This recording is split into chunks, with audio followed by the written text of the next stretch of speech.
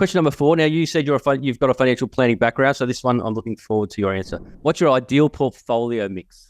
Okay, so it's always dependent upon the age and stage of the person and their risk profile and their goals and objectives and timeframes. Right.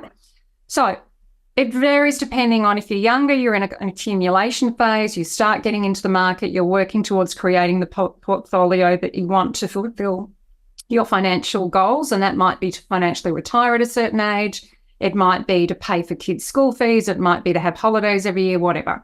So it's kind of like getting there and reverse engineering backwards. And then eventually they'll come to maybe a retirement phase where they might be looking at selling out of property. For example, I'm heading towards that. And No, you're not. Huh? No, you're not. And I can't access my super for another 3 years. But I'm also prepping now around, right, well, what do I need to do now 3 years out to set myself up so that when I can access my super, I've got the right mixture of properties within my self-managed super fund. And then what am I doing now outside of that to maximise that as well? So the best advice really is done in conjunction with, say, an investment qualified buyer's agent like me, as well as your financial planner. So, in my book, I've talked about which experts you see at which stage. And if I have a client who comes to me and they're not ready, there's stuff up in the air, I'll usually do an advice session with them. I'll give them homework, and then they need to go and talk to their accountant and the financial planner about that. Because it could be, do I sell this property? Do I not sell it? Let's do the analysis on it. Let's look at the big picture. And they're the clients who do really well because they've got a solid foundation. They've seen the right expert at the right time. When their structure is set, when their advice is ready to go, that's when they come back to me, and then I'll fulfill the brief for them. I think that's the best answer to that question I've had. Most people have been, if they're in property, they've always said, oh, just property, that's all I know, that's all my shtick, that's all I ever do. But you're the first one that's kind of given that advice, which is great. Thank you. What people need to understand first and foremost is property is an asset class. So just like shares are an asset class, gold is an asset class, real estate is an asset class. So it's really important that people understand that they take an approach to it that's a holistic approach and not just an ad hoc, oh, look, I'll buy one here or buy one there, or some fake buyer agent who churns through people sitting on their butt in New South Wales but buys interstate without ever having seen property because the analysis tells them to do so. AI, right? Everyone's using AI these days, aren't they? Just that's risky. And you might make some money on it, but how much money have you lost as a result of it not being a strategy that factors in your whole financial position and where you're wanting to go? And this is a problem with our sector not being governed by ASIC. What is a fake buyer's agent?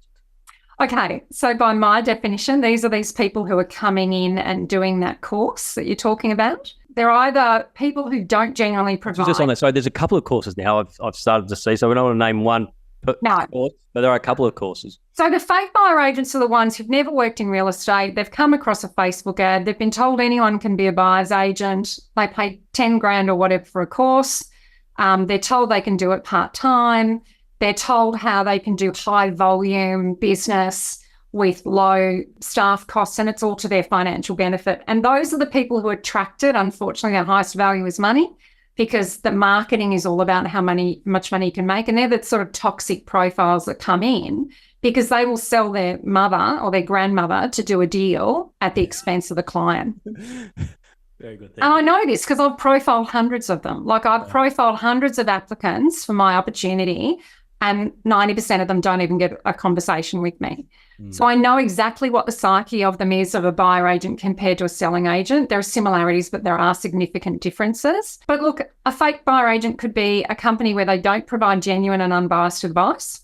They might actually be a property spruiker, but they charge you a management fee, which they then say is a buyer marketing fee or a buyer agent fee, which it isn't.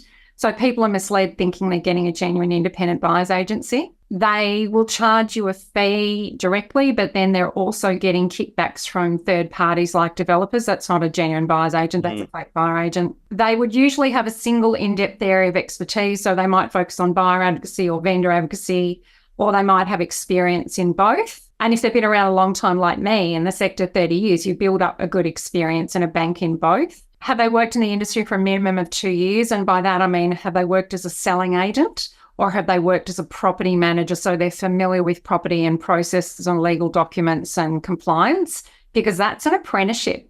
So the problem with these fake buyer agents who buy these courses, they just want to bypass an apprenticeship and start making money.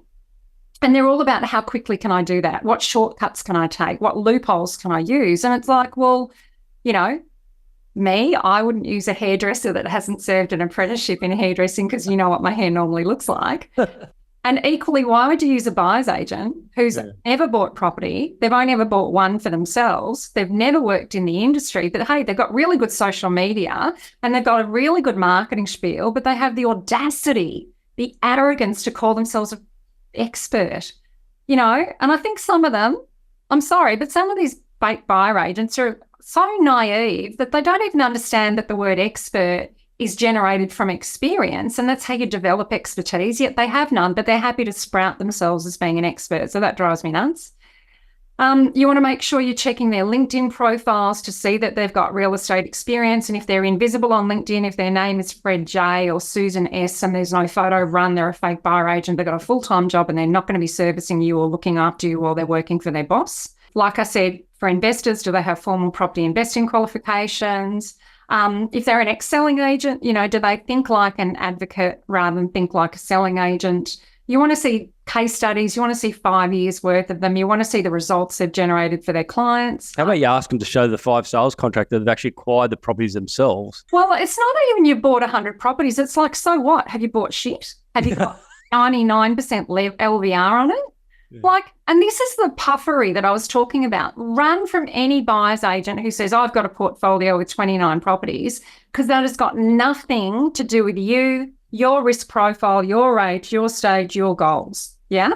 So when people say to me, how many properties have you got? I say, well, like, respectfully, that's irrelevant, because we're not talking about me at my age and stage. We're talking about you, and my job is to help you make a really good decision based on your goals. Does it mean I don't own property? No, of course I do. I'd be stupid not to. But all these people who sprout, you only ever hear about how many properties they own. You never hear that they've got an LVR of 95% and they can't beat themselves because they're not meeting the mortgage.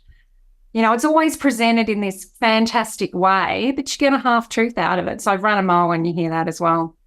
So you want someone who's 100% full-time working as an advocate, not a part-time gig. Good advice.